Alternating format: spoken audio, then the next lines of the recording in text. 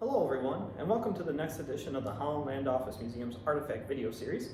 My name is Ryan Duffy, I'm the director of the museum, and this week it felt only appropriate, as we're at the height of summer and the height of baseball season here with the Muckdogs in Batavia, that we show off some of the baseball artifacts that we have that we didn't show off in a previous video that we did last year on baseball in Batavia. So some things that we weren't able to show before that we can show you in pretty good detail now. So we're going to be showing you uniforms that were worn by baseball players in Batavia from the 1920s all the way up through to the turn of the 21st century, with the last edition of the Muckdogs in the minor league system before they changed over to the Collegiate All-Star League. So we're going to start out with our two oldest ones that we have that actually predate professional baseball here in Batavia, and these were some of the semi-pro teams or sort of club neighborhood teams that popped up in Batavia after 1900 and particularly up through the 20s and early 30s when they were most popular. So the one we have here is from the Polish Nationals, which was sponsored by the Polish Falcons here in Batavia, and was a rather long-standing sort of community team that played around Batavia, but also played teams from elsewhere. And as you'll note with the older uniforms, and as we go forward, you'll see a change in the type of fabric. And particularly with the older ones, they are made out of wool. So not the most comfortable material to wear, especially on a hot summer day playing baseball, but this is what they were made with. The tops had a half button up. On this one we even had the hat with the Polish P on it. And this one's kind of cool because we have the legs, and we can even see that somebody tried to fix a hole, maybe from too much sliding in the dirt on the baseball diamond. But this uniform goes all the way back to 1923. The Falcons basically played up until the Clippers came into being in 1939, and were one of the more popular teams in the area. And then next to it, we have another early Batavia baseball uniform, also made out of wool material. And this would have been one of the other semi-pro teams that popped up.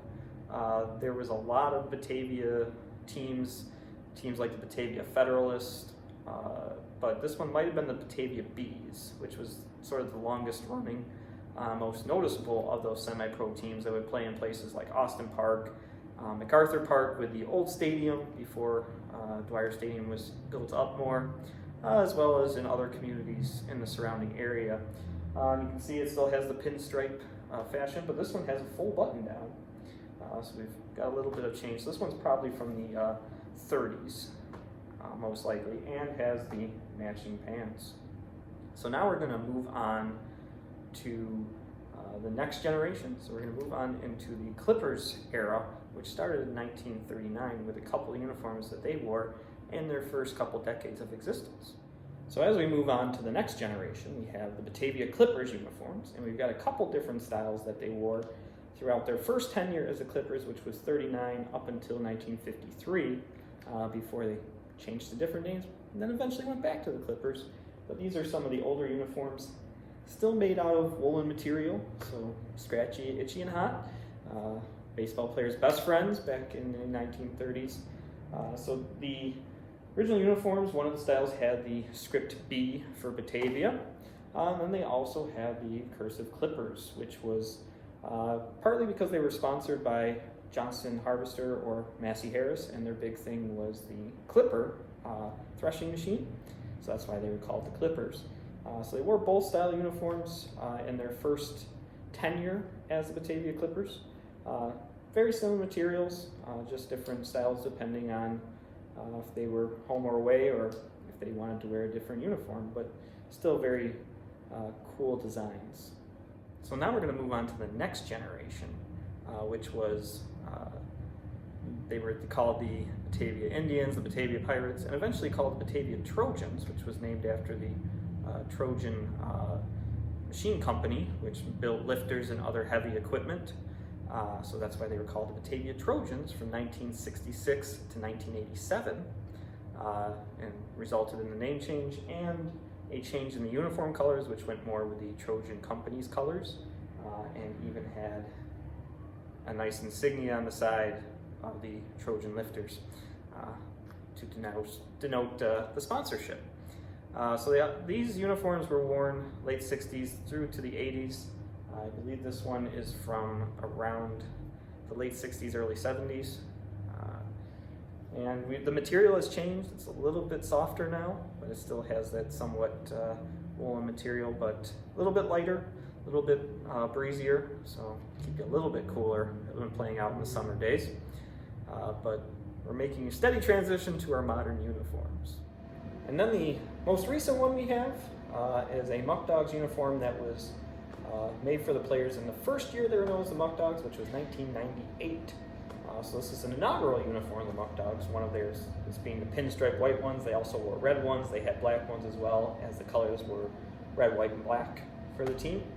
And this uniform changed over time as the Muckdogs existed from 1998 up until 2020 essentially, but was based basically around this. So this uniform is the first era of the Muckdogs, but it did change over time, and now we see more of the polyester blends that you see with modern uniforms, especially baseball. So these look very familiar to the ball players today versus the rest of them that we have, and I'm sure they're happy they're playing in these things versus playing in the old woolen uniforms for sure. Well, I hope you enjoyed this edition of our Artifact video series and learned a little bit more about the baseball uniforms of history through Batavia baseball, all the way from the 1920s up until 2000, and going forward a little bit. If you enjoyed this video, be sure to give it a thumbs up or even subscribe to the channel, as it helps us out a little bit and gets you notified even quicker when we do release new videos. And be sure to check out all the rest of the videos in our archive, as we're over 150 now just in this playlist, but we also have videos of our guest speakers, our concerts, and other presentations that deal a lot with our local history topics that you might find interesting if you enjoy these videos. But the best way to learn more about the local history of Genesee County is to stop by and see for yourself, as you can check out these artifacts up close in person, and we can even share even more information than what we talk about in these short videos. And if you're really interested in what we do here and want to support us, the best way to do that is become a member of the museum, as it's the easiest way to support us, and it's also where we get a lot of our private donations and support. That can be very economical, as low as $25 for an entire year, and it gets you many benefits related to the museum. So we hope to see you the next time you're in town in Batavia, and be sure to check out the Holland Land Office Museum.